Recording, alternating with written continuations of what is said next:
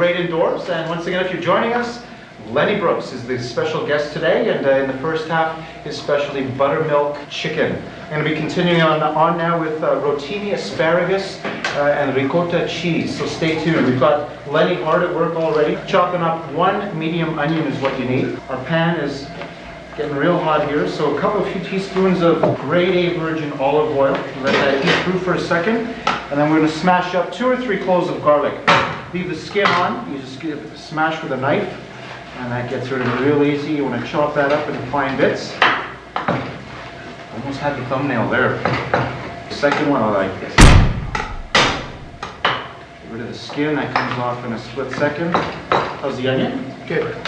All right, here we go. Popping that in there, and at the same time, we're going to take some fresh asparagus. Excuse my reach. Okay. Can we grab that parsley? Oh yeah, perfect. Thank you so much. Okay, and a couple of cups of parsley. You want to just cut it in basically 2 lengths like this.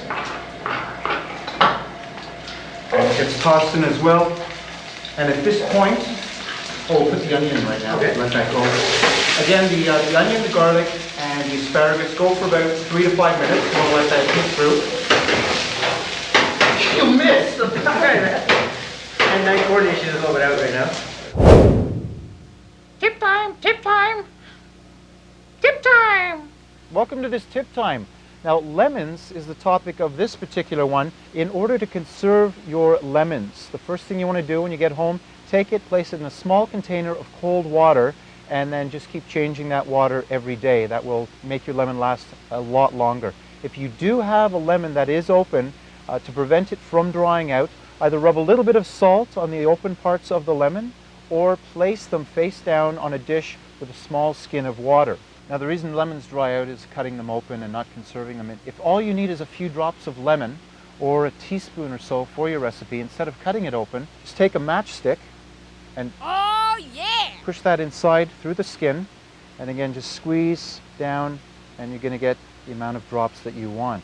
If you do have a lemon that appears to be dried out, take it and place it inside a water-vinegar mixture, and this will really revive it. Also, to maximize the amount of juice that you get out of a lemon, just place it inside a very warm pot of water, and that way you're going to increase quite a bit the amount of juice you get out of one of these little babies. Also, when cooking vegetables such as cauliflower, artichokes, endives, take an entire lemon, skin and all, and just drop it right into your pot of water. Welcome back to the cave. Okay, we've got so far our ingredients cooking up. Our asparagus, freshly chopped asparagus. We've got 1 medium onion. We've got a couple of cloves of garlic and some fresh olive oil permeating through their skin. Let's get some spinach in there. 2 cups of fresh spinach. Great job on that. Thanks a lot. That is excellent. And we're just going to mix that through. This goes for about 1 minute. Again, very quickly. You don't want to overdo the spinach. Very important. You still want a little hint of crispiness in there. And sudden gust of gravity. There you go, back in the pan. And now, Lenny, you're going to, again, just for the garnish, we're going to chop up a bit of parsley. This is an extremely quick meal. That's the beauty of it. All in all, what you're doing here in the pan takes under 15 minutes, 12-15 minute range. Now that's cooking through, again, for about a minute. That's perfect. And that'll come on at the end, sprinkled with a little parmesan. And in here we take our ricotta cheese. Again, you can use regular, smooth, or light. It doesn't really matter. And you can take, again, anywhere from a cup to a cup and a half. Can you just mash that through for me? Let me give you a spoon. A cup to a cup and a half of ricotta cheese. This is really what's going to give it a nice, distinct flavor. Mix that through well. Really go nuts. Do you know how to use one of these? Yeah, sure. All right. I think so. That ends down. That's right. Great Okay, technique. Sprinkle that through. All right. Add a little white wine, about half a cup of white wine. I like pepper, so. Go crazy. Okay, we keep mixing this through. Again, and what you're going to do, because again, ricotta cheese, you don't want to, you're just going to heat this through again a couple of minutes on low heat. And that is looking beautiful. Again, on there, a sprinkle of salt. Nice dash of salt, about a quarter to a half teaspoon.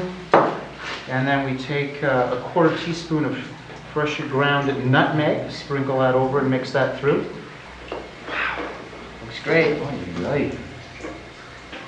We're going to be serving this dish with some rotini. We just prepare a nice little plate for your specialty before we dig in. That is looking good. Okay, let's get some dollops on there. Spread it on there. To our mix. And on top, we're going to sprinkle this with Parmesan cheese. Yes! And that's going to melt down through this. And on top of that, you're going to be placing some parsley. Oh, that's great. Pretty There we go. Rotini with asparagus and ricotta, another specialty brought to you by the Propane Pals. Once again, thanks for joining this episode of the Propane Pals here in the cave, and Lenny Brooks, our special guest, featuring his buttermilk chicken, and we had also rotini with asparagus and the ricotta cheese. We'll see you next episode. Oh, sorry, you all right? Yeah. Okay. Thanks. See you soon. Okay.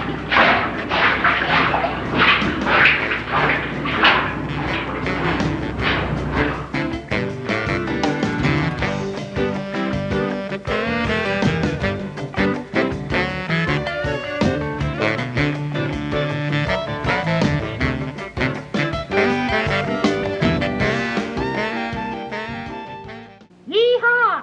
Ow! Ow! Ow!